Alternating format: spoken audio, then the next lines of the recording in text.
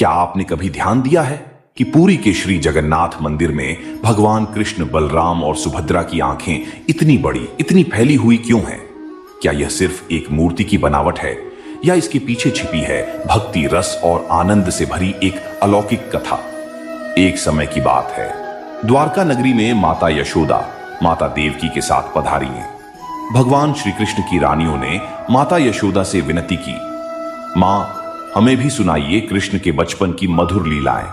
माता यशोदा मुस्कुराईं, पर एक शर्त रख दी, मैं लीलाएं सुनाऊंगी, लेकिन यह कथा कृष्ण और बलराम के कानों तक नहीं जानी चाहिए। तभी बहन सुभद्रा आगे आईं और बोली, मां, आप निश्चिंत रहिए, मैं द्वार पर पहरा दूंगी। माता यशोदा ने कृष्ण की बाल लीलाओं का मधुर वर्णन शुरू किया। गोपियों संग माखन चोरी, यमुना किनारे रास, बाल कृष्ण की शरारतें। लीलाओं का ऐसा रस बहा कि सुनने वाले अपनी सुध बुध ही भूल गए। पर किसी को पता ही नहीं चला कि कब स्वयं भगवान श्री कृष्ण और बलराम चुपचाप आकर वहीं खड़े हो गए। वे भी अपनी ही लीलाओं का रसपान करने लगे। जैसे जैसे कथा आगे बढ़ी, उनकी आंखें फैलने लगीं, आनंद की सीमा टूटने लगी। उसी आनंद में बहन सुभद्रा भी पिघलने लगी। वे भी उसी भाव में लीन हो गईं। उसी क्षण देवर्षि नारद वहां पधारे। किसी के आने का आभास होते ही कथा रुक गई।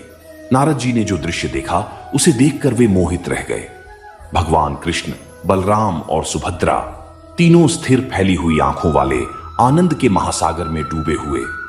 नारद जी हाथ जोड़कर बोले, भगवन, आपका यह रूप अत्यंत अद्भुत और सुंदर है। कृपा करके इसी रूप में सामान्य जन को भी दर्शन दीजिए।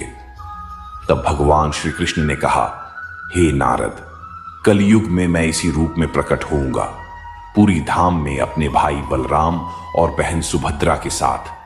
और तभी से पुरी के श्री जगन्नाथ मंदिर में भगवान का वही दिव्य स्वरूप विराजमान है, जो बताती हैं कि भगवान आज भी अपनी ही लीलाओं के रस में डूबे हैं।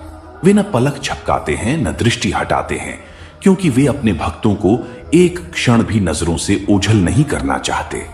लाइक, सब्सक्राइब करें और कमेंट में जय जगन्नाथ लिखना मत भूलिए।